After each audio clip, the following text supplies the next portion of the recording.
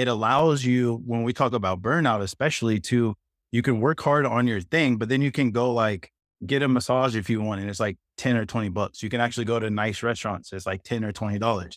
So it's like you can enjoy like life as you grow your business and you have really low expenses and you're getting to see other parts of the world. So it's just been like a huge eye opener for us. Welcome back to the Better Than Best Academy, where we have inspiring conversations with extraordinary people. We want to give you the tools and the lessons that you need to fulfill your purpose while making a positive impact on the world.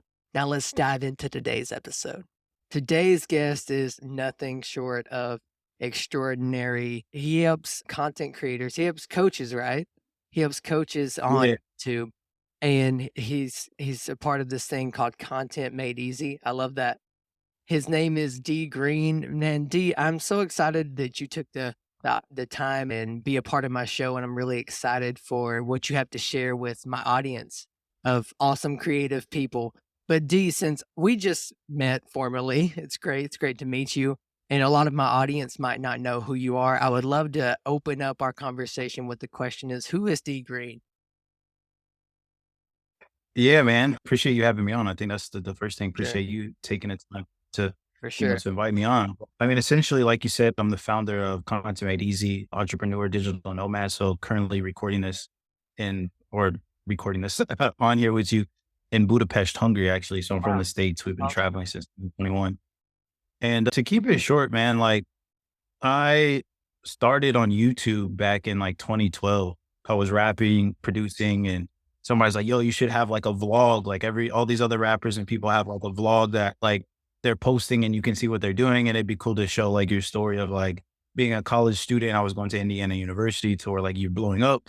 So I started doing that, learning how to edit videos. Other people on campus asked me to like record their music videos, film it. So I started making some side money. Then when I graduated, I'm like, okay, I need to like make some money, like actual money that I can like live on my own. So I started doing that for businesses, doing their social media, recording videos for them, helping them grow their business. And then I got to the point where I'm like, man, I want to have my own thing. Like it's cool. Like I have my own business, but I'm working for all these other people. I want to like have my own brand, my own business. And so 2020, I launched my first coaching program and I was like, I want to use YouTube now in order to actually get clients. Before I was just kind of using it for fun, doing like daily vlogs and stuff. But I was like, I know that a lot of people aren't good on video. And if I can leverage that, I'll be able to, get there faster. So started using YouTube, was like super overwhelmed at first because this is my first time creating content and running a business. Up to that point, it was just like creating content, but I had this money over here. Now I'm like, everything I'm doing is like my livelihood depends on it. So I was like super burnt out of like recording the videos, coming up with ideas, editing the videos. So it was like took me on a journey of like figuring out this process of like, how do I use YouTube in a way that's easy for me to stay consistent with it, but still like get clients. And over time, people like yourself, I was asked like, how are you able to stay consistent? How are you getting someone to edit your stuff? So that's kind of where like we're at now, where it's like we're helping other coaches leverage YouTube and create videos to be able to get clients. And we provide them with like a whole blueprint and a whole system that makes it super easy for them to do that. And then we guide them and coach them and provide a community like every step of the way. I love that. Thank you for sharing. That's so cool. And I love that you said that you were a rapper producer. I too was a Yeah. rapper and producer for about 10 years. So whenever I meet another fellow rapper producer, it's cool to see. But I'm going to change cameras real quick so we don't have to worry about this nonsense. All right, great. Quality's not nearly as good, but it'll do for right. All right, but Yeah. Yeah. yeah, I think that's so cool that you were a rapper and music producer. I too was one. That's really interesting.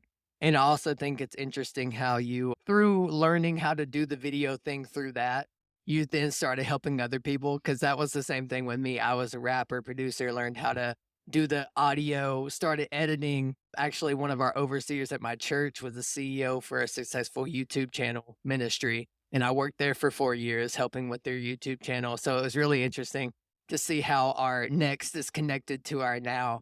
But I'm really curious, Yeah. what was it that inspired you? Like, what was that moment for you that was like, I want to shift what I'm doing and go into this?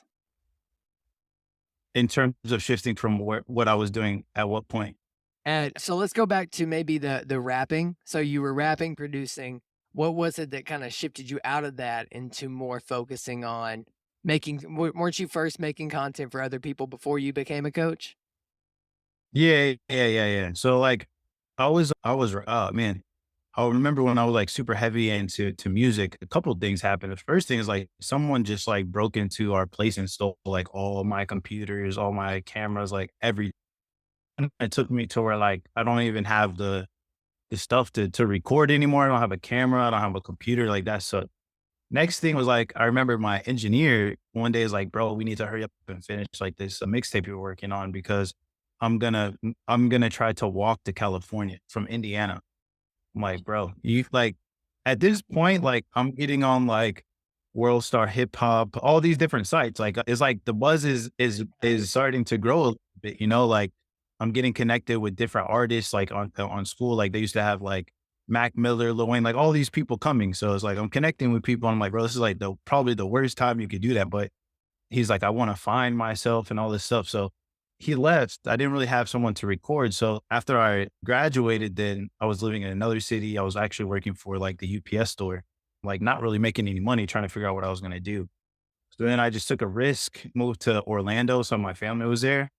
And I was just like coming across Airbnb and I was like, man, like that's really what I want to do. Like they're creating content, it's inspiring other people, but then it's not just like hyping people up. It's not just like motivational. It's like they're actually teaching them something. Yeah. They have the knowledge. So I'm like, man, that'd be super dope to do that and have courses and masterminds and teach people different things.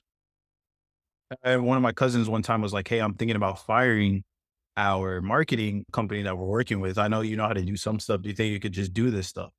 So I was like, sure. I didn't know how to do everything, but I'm like, sure. And then I started taking course from Ty Lopez on like how to build a social media agency. So then I realized like, oh, I can just have him pay me a monthly retainer instead of me working for him and then go get other clients. So I just started doing that. So I just like had like 3 or 4 clients that were paying like 2 to 3K per month. So at that point, I'm like 20 something, making like, 4 or 5 grand like a month. I was like, man, this is good, which allowed me to start traveling with my girlfriend and fiance at the time. But then I'm like, I can't really enjoy the trips because either I'm working on their content or on my content. I'm like always recording and filming like all day. So that's when I was like, I want to get into like courses. Like I want to figure out a way to do this, like build a business online. And then I was like, okay, what's the way that I know to resonate with people? And it's like through video. Like people was like, you're good at video, like you're good at explaining yourself. And I knew like there weren't a lot of other people doing that. So I'm like, yeah, there's people that are good at emails, that good at cold DMs, Facebook groups, all these different types of things. But I'm like, if someone searches or they see my video, I feel like they build it's kind of like this podcast. It's like you're building a deeper connection. Not everyone wants For to sure. take the time to do this. So I'm like, I know I can stand out. So I just started doing that. And then over time, that business morphed into what it is now, which at first it was actually a lot of pastors during the pandemic reached out to me and they were like, yo, you know a lot about social media. Like we can't go in the buildings anymore. Like we need someone to help us. So I'm like, everybody in my mind was doing like the stuff that churches were posting then and probably still now was just garbage. Like it was just like, don't forget to come to church on Sunday at PM or at 11 a.m. And I was like, if you look at Stephen Furtick, Michael Todd, like all these big churches, like they're actually posting value. They're posting clips of their sermon or different things. That's not just promotions. And that got a lot of attention and we started getting a lot of churches working with us. But I realized like for me, that's just not like, I think my passion because like I'm traveling, I'm doing a lot of podcasts like this. And I'm like, I'm never talking to my target audience. Like I'm never talking really to pastors other than like business, but I'm always talking to entrepreneurs. And those are the people that have more money and need help. But I'm always like, oh, I can't help you because this is for churches. So I transitioned it to kind of like what we're doing now. And at first it was just like how to get clients with video. Then I realized like YouTube is really what I'm gonna like focus on, not like TikTok or Instagram reels, none of like the short stuff. I'm like longer videos is like what I'm good at. So that's where we're like, let's just focus like on that specifically. Dude, I love that. So cool. So cool. And I love how it was just like the arc of the story. It's so interesting. And that's crazy. You're a producer walking to California, just saying, I'm gonna go find myself. Um, That's wild. Yeah. And it's funny you say kind of like that was it was that you started to get a level of exposure in your music and then it was like pivot. That was how it yeah, was with me yeah. too, like, I just released a song with some friends, and it was, like, my best performing song, and then I was just in my quiet time, my secret place with God, and I felt like he was saying, "Are you willing to lay this down for me?" And I was like, Mm. "What do you mean? I've been doing this for 10 years. I'm finally seeing some traction." And sure enough, yeah, I didn't know my next step. And then, yeah, that was in 2018 that I felt like, okay, I should probably stop rapping and really step into whatever God has next for me. And it was like this whole level of self discovery. And then through that, yeah, I got into coaching because it's like you said, I saw these people making content, providing value, teaching people something. And I was like, I want to do that. I want to impact people. And I think that's so cool. I'm curious to kind of dive in a little bit deeper into your why. Like, what makes D Green wake up in the morning and do what you're doing? Like, what is your why? Yeah, I think like I don't know. I think like to go way back. I guess like my mom had me at like a really young age. So my mom was 15 when she got pregnant. I never met my dad before, and then when my mom eventually got married later, it was like a very bad situation for me and who she got married with at the time, and I ended up moving away when I was like 14, and I remember like that was from like when I was 8 to 14, so it's like a 6-year period, and I remember just like praying like, "Man, God, like I won't be in this situation, like let me get out of here." So when I did, a lot of people were like, "Oh, are you mad at them or how did you?" I was like, "That was like it's like being in prison and you get set free. Either you can focus on the freedom or you can be mad at these people back then. Like, I don't have time to think about that. Like, let's move on." So then now I see people that they're free physically, but mentally they're just like, they're blocking themselves with their own thoughts. And I just see so many people where it's like, bro, you could be killing it on YouTube. You could be killing it with business. You could be traveling. You could be doing really whatever you want to do. But they're just not, whether it's a lack of knowledge or a lack of motivation, or I think a lot of times you do try to go find people to give you information, but it's really complicated, right? It's like hard, like they're explaining something, but you can't understand it. That's why I called it content made easy. Cause I'm like, it's not just about information or helping you. It's like, it needs to be easy and simple for you to do. So for me, what keeps me motivated is just like seeing other people like win. It's like, whatever that is, like unlocking like their full potential and being like, bro, like, you're kind of like out of the matrix, like, oh, live a different life now. Dude, I love that. That's so good. And I love how you just come alive when you start sharing about that. I can definitely see that's where your passion's at. And it's so cool that you mentioned it's not just the information, it's that it's made easy. I think that's so important because it's people out there, usually like you said, like the business owners, even like the creatives that aren't creative in the video space. It's like you could waste your time trying to learn it, but then when you have someone that's really like simplified it for you, it really helps it make it more streamlined. I really Yeah. so I'm curious. So if someone's listening at home, maybe they're a creative, maybe they're an entrepreneur. I believe that I kind of reach both. And I'm curious what your like one piece of advice would be for them if they're trying to get started in this YouTube space. My one, if I had to have one piece of advice, it'd be like, get started. Yeah. Like everybody, and a lot of people, if you're wondering that question, like you have what it takes. Like, Brad, like you go and you create a YouTube account, which is free. If you don't know how to set up the account, you go to Google, which is YouTube is owned by Google, and you type in like how to start a YouTube account, and they're going to give you, they want people on there. So they're going to give you a blog. I think like a lot of people are like, "Oh, my voice doesn't sound good. I don't look good on camera. Who's gonna listen to me? What am I gonna put?" It's like you're thinking like way too far like ahead. Like just have one step at a time. Like start the channel, one video, learn later, like learn along the way. So I think like it's like you literally just like get started. Like if you want to play basketball, like you just gotta go get a ball and go shoot. Like and then you're gonna get better. So I think it like if you're listening to this and you haven't got started, like just get started, like just start putting stuff out there. And like then you'll learn like what you need to fix like along the way. That's so good. And to piggyback off of that, when you first get started, a lot of people aren't going to see it. So like, and I love this. So there's a book called "Real Artists Don't Starve." I think that's the title of it. And one of Yeah, his I've read that. yeah, one of Or his have things you? is you might have one of his things is practice in public, and it's this idea of like when you put yourself on the stage and put out your skills and your gifts, they might not be fully refined, but it's having that audience that's gonna help you refine it. And, like, when you look at the business side of it, it's market research. But from a creative side of it, it's practicing in public because when you put something out there, you're like, "Okay, this worked, this didn't, this is how you tweak it." But yeah, and I mean, we hear it all the time, but yeah, just get started. I'm curious, so you've probably a lot of times I feel like people want to put out their highlight reels when it comes to them growing and getting success. But I like to flip it, and I'm curious, what have been some of your biggest challenges that you faced in your career, and how did you overcome them?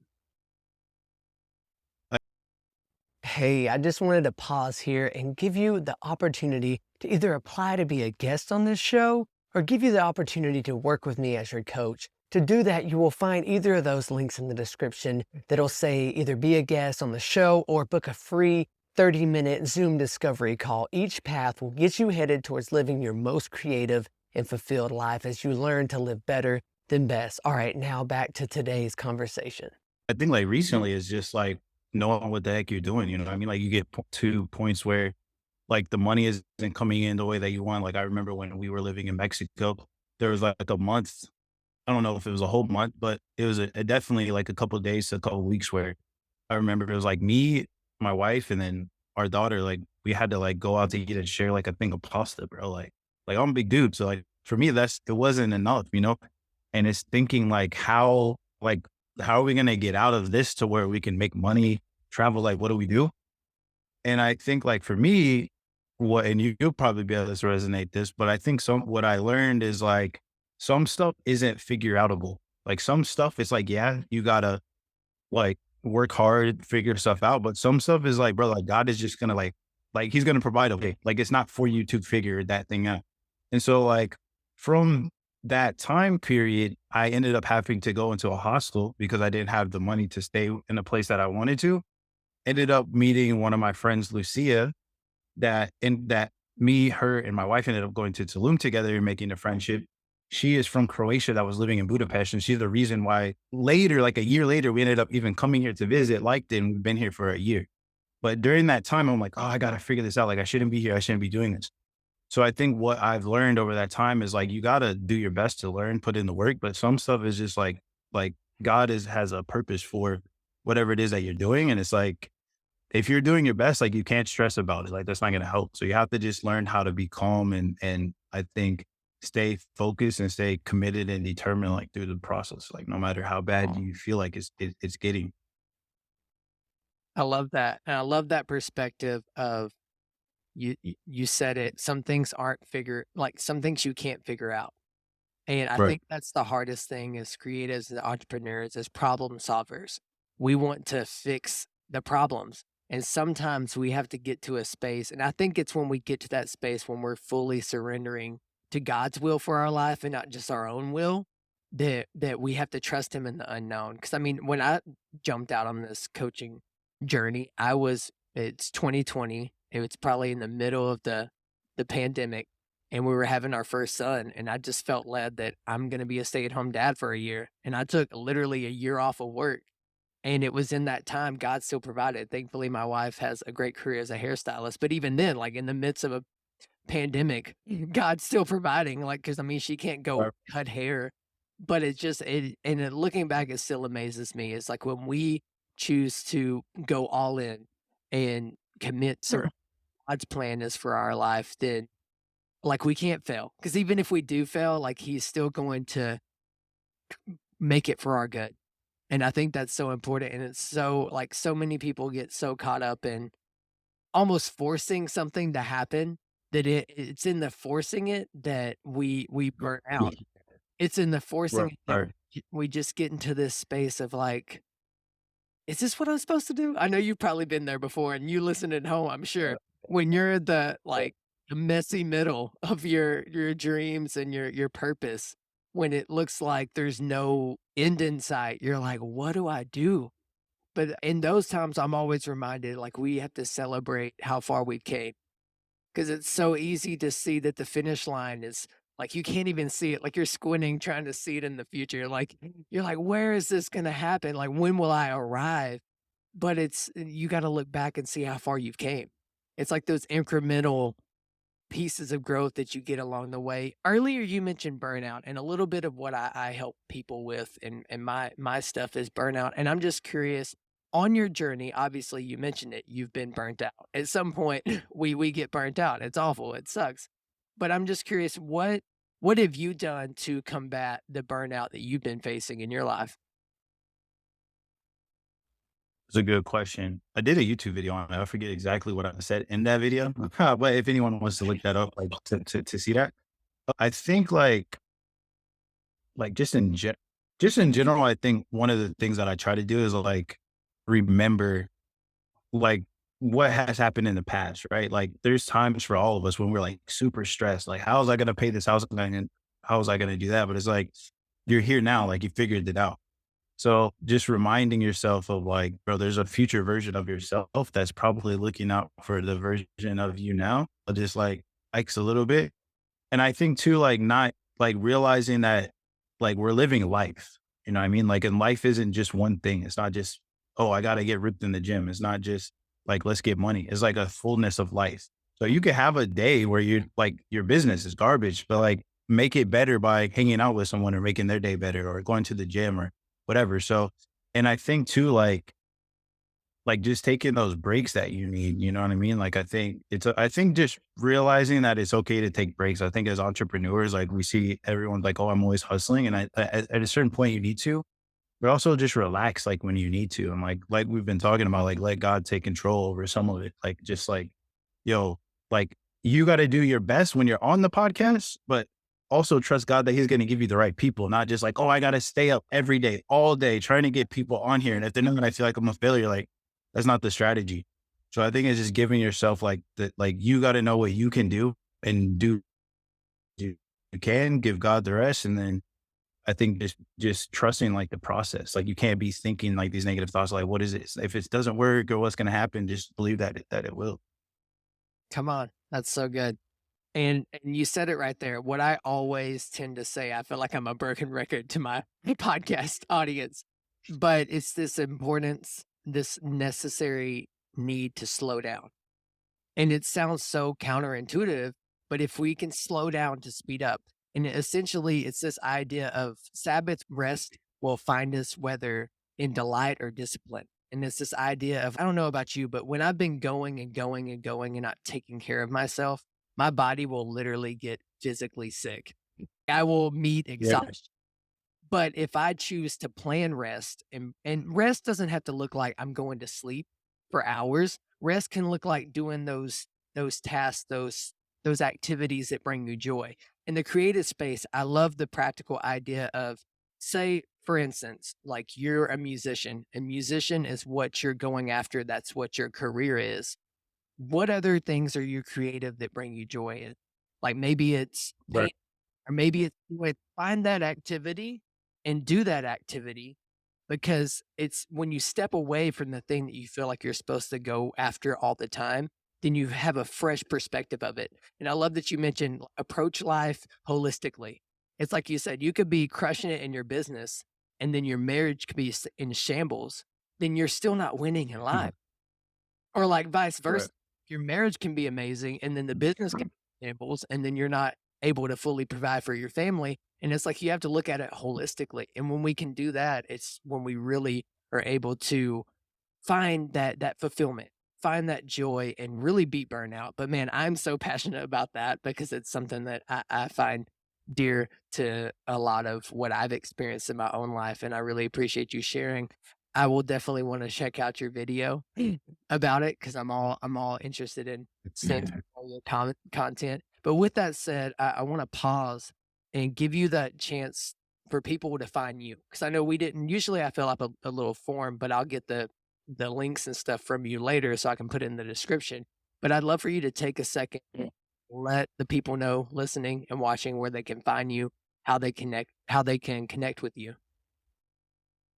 Yeah, I mean, pretty much if you want to chat, like Instagram's the best way. Send me a message, send me a voice note. It's D Green. So D with two E's, DE, and then green, like the color with the E at the end. So GREE. And E, the same thing on YouTube. So I would say those are like the two obviously main spots that I'm active on. And if you're interested in like what we do in terms of like how we help coaches like create YouTube content to attract leads, like just click the link in my bio and it'll take you to like a video that explains everything. So cool. So cool. Yeah, definitely you want to connect with him. Hopefully you can't hear my son cough laughing in the background. This is real life, people. I thought he was Keep that's good. It was just a laugh. Yeah, he does this thing where he, like, pretends to choke, it's ridiculous. I'm like, "Dude, what are you doing? When you actually choke, we're gonna be like, you're not joking." So it's fatherhood is great. Do you have any kids?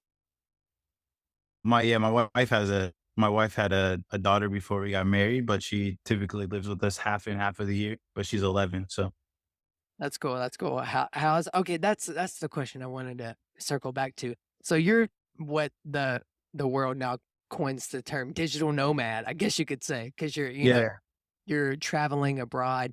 As someone who's mostly been in the States, I'm so curious, like, what is the shifts in perspective? Like, what's been your biggest takeaways and insight being someone that's got to live all over the world? I wouldn't say all over, but I Different think like the thing you'll learn is like it's a lie, bro. Like in the States, like make it everyone's like, oh, this is the best place to live. And then not saying that it is or it isn't, but it's like based on what? Like there's so many people that I know that are going around saying that it's like, what are you basing that information on?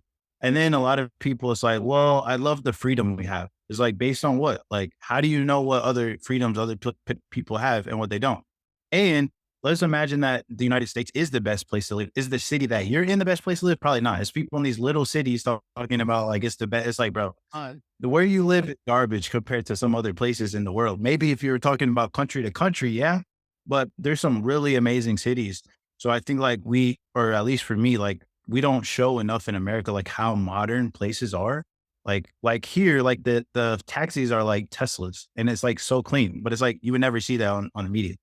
So it's like there's nice cities, modern cities, and I think also like how friendly like people are. Like we have all this racism about different cultures and different countries and things and different ethnicities, but you travel and it's like, man, people are really like amazing. So I think just from like a cultural standpoint, it's amazing, but also I think it's one of the best ways if you have a business to like grow your business. Cause like we're staying right now. I'm in like the city center. This is like the busiest part of the whole city. And like we have a place that's like right in the heart of it, like right in the city center. And it's like $750 a month. Like if you did that in New York, yeah, that's going to be like three grand, you know? That's great. So, and everything else is cheaper. So it's like, it allows you, when we talk about burnout, especially to, you can work hard on your thing, but then you can go like get a massage if you want. And it's like 10 or 20 bucks. You can actually go to nice restaurants. It's like 10 or $20. So it's like you can enjoy like life as you grow your business and you have really low expenses and you're getting to see other parts of the world. So it's just been like a huge eye opener for us.